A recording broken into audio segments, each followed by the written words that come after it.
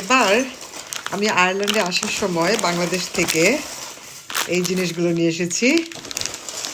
হলুদ গুঁড়ো, জিরা, গরম মশলা, ধনিয়া, আর এটা হচ্ছে মরিচ। অলরেডি গতকাল খুলে আমি একটু খেয়েছি এটা। যাই হোক, এই হচ্ছে আমার সব মশলা। আর এগুলো রাখার জন্য আমি আজকে কিনে নিয়ে এসেছি এই যে, এই তিনটাই হবে না, এখন এই তিনটাতে রাখবো, হয়তো বা কালকে গিয়ে আবার আরেকটা কিনবো। কেন দুটো একসাথে কিনে নিই, কারণ আমার মনে হয়েছিল যে এই এগুলো সাইজে খুব ছোট, হয়তো আর একটু বড় দরকার, যে জন্য ভাবলাম যে ঠিক আছে আমি একটা নেই, একটাতে যতটুকু হয় হলো, তারপর যদি মনে হয় যে না আর একটু বড় সাইজ লাগবে বড় সাইজ নেবো, আর যদি এই সাইজই লাগে কালকে আবার এই সাইজের আরেকটা কিনে নিয়ে আসবো।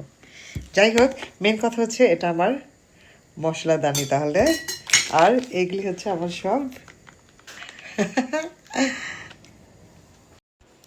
এই যে এটা গুছিয়ে ফেলেছি,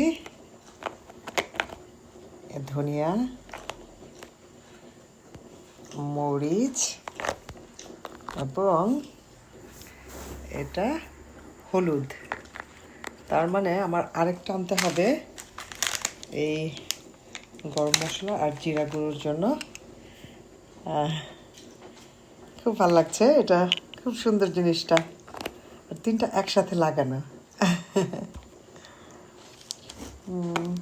আহারে, আরেকটা আনা দরকার ছিল।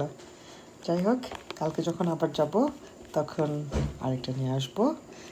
একটাতে জিরা আর একটাতে গরম মশলা, বাকি যেটা খালি থাকবে সেটাতে আমি লবণ রাখতে পারি। Wow, that's good.